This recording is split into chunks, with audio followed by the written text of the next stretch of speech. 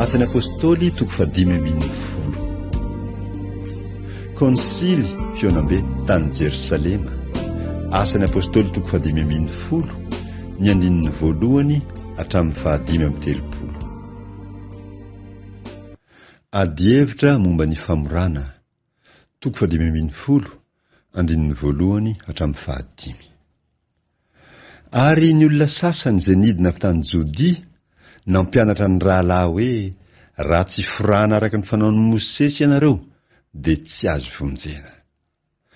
Ary rehefa nifanditra sy ny ady hevitra be ihany tamin'ireo Paoly sy Barnabasy dia ny fanarahana ny hiakaran'izy ireo lahy sy ny sasany koa hankany Jerosalema ho any amin'ny apôstôly sy ny loholona hanadina izany teny ny adikevitra izany.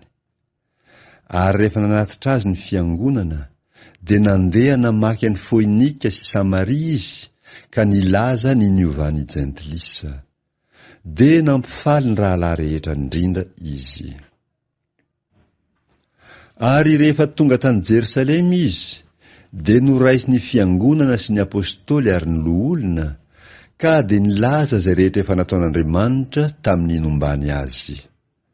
Fa ny mino sasany izay isany antokony fariseo kosa dia nitsangana ka nanao hoe tsy maintsy forana ireny ka asaina mitandrina ny lalànan'i Mosesy. Petera sy Paoly ary Barnabasy nitantara ny fiantsoana ireo hafa firenena. Asan'ny apôstôly toko 5. Ny andininy 5 hatramin'ny 20. Ary dia nivory ny apôstôly sy ny loholona mba hihevitra izany zavatra izany.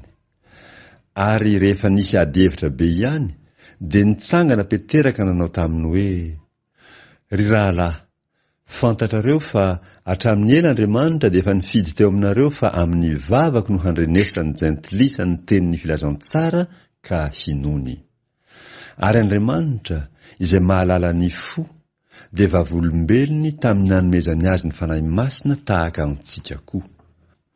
Fa tsy nataony misy hafa isika sy izy, fa nodioviny tamin'ny finoana ny fony. Koa nahoana ianareo no maka fanahin'Andriamanitra amin'ny fametrahanareo zioga mivozy ny mpianatra izay tsy zaka ny razantsika na isika hoentina? Fa mino isika fa ny fahasoavan'i Jesosy Tompo no hamonjena antsika dia tahaka ny azy ihany koa. Dia nangina ny olona rehetra ka niaino ny Barnabasy sy Paoly izay nilaza ny famantarana sy ny fahagagana nampanaovin'Andriamanitra azy tany amin'ny jentilisa. Ari rehefa nitsahatra tsy niteny izy ireo lahy dia namaly Jakoba ka nanao hoe ry rahalahy, miaino ahy. Simeona nefa nanambara izay nitsinjovan'Andriamanitra ny jentilisa tamin'ny voalohany hanalany olona aminy hankalazana ny anarany. Ary mifanaraka amin'izany ny tenin'ny mpaminany araka ny voasoratra hoe rehefa afaka izany dia hiverina aho ka hanangana ny trano lain'i Davida izay efa nianjera, ary hanangana izay efa rava ao aho ka hanamboatra azy indray, mba hitady ny tompo ny olona sisa sy ny jentilisa rehetra izay efa niantsona ny anarako hoy Jehova izay manao izany zavatra fantatra hatramin'ny voalohany indrindra izany. Amosa toko 7 andininy 11 sy 12. Koa dia izao no hevitro. Tsy mety raha isika manome fahasairanana ny avy amin'ny jentilisa izay miverina ho amin'Andriamanitra. Fa aoka hanoratra epistily aminy isika mba hifadiny ny hena fahavetavetana terina amin'ny sampy sy ny fijangajangana ary ny zavatra kendaina sy ny ra. Fa hatramin'ny razana fahiny dia manana izay mitory azy eo amin'ny isan-tanàna Mosesy fa vakiana ao amin'ny sinagoga rehetra isa-tsabata ny teniny. Fanapahan-kevitry ny fionam-be. Ny kristianina hafa firenena dia tsy eo ambanin'ny lalànan'i Mosesy. Asan'ny apôstôly toko 5. Ny andininy 12 hatramin'ny 17. Ary sitraky ny apôstôly sy ny loholona mba amin'ny fiangonana rehetra ny hifidy olona amin'ny namany mba hirahana hiaraka amin'ny Paoly sy Barnabasy hakany Antiokia dia Joda izay atao hoe Barnabasy sy Silasy izay lehilahy samy tsara laza eo amin'ny rahalahy. Ary nanoratra taratasy izy hoentin'ireo dia izao: ny apôstôly sy ny rahalahy olona miarahaba ny rahalahy avy amin'ny jentilisa izay any Antiokia sy Siria ary Kilikia. Satria efa renay fa ny sasany izay avy tany aminay efa nanao teny nampitabatabana-reo ka namadika ny sainareo, kanefa tsy nasainay nanao izany izy, dia sitrakay rehefa nifanara-kevitra ny hifidy olona hirahy nankaty aminareo hiaraka amin'ny Barnabasy sy Paoly malalanay, lehilahy izay nanao ny ainy tsy ho zavatra ho voninahitry ny anarany Jesosy Kristy Tompontsika. Dia nirahinay Joda sy Silasy, sady hilaza vava izany teny izany koa izy.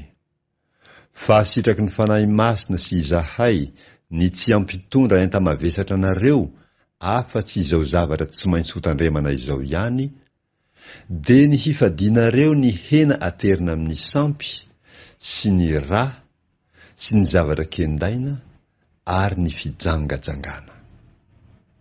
Raha mahatandro tena hifady izany ianareo dia ho soa. Veloma ianareo. Nampahafantarina tany Antiokia ny fanapahan-kevitra. Asan'ny apôstôly 5:10, 5:30 hatramin'ny 5:30. Ary rehefa nalefana izy ireo dia nidina nankany Antiokia. Ary namory ny olona maro izy dia natolony ilay epistily. Ary noho ny efa namaky izany ny olona dia nifaly noho ny anatra tsara. Ary satria mpaminany Joda sy Silasy dia nampirisitra ny rahalahy tamin'ny teny maro izy ka nampahery azy.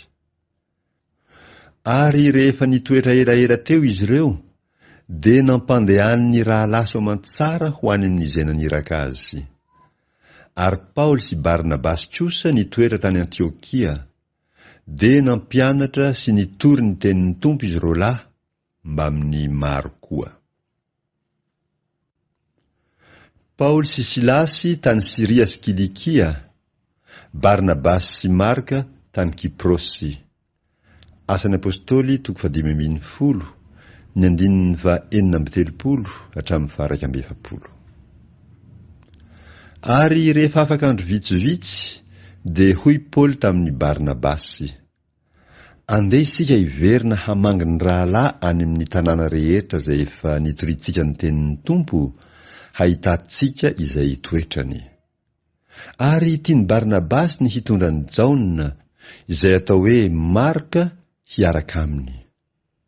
Nefa nataon'ny Paoly fa tsy tokony hoentiny miaraka aminy izy, satria nandao azy tany Pamfilia ka tsy niaraka taminy ho any amin'ny raharaha.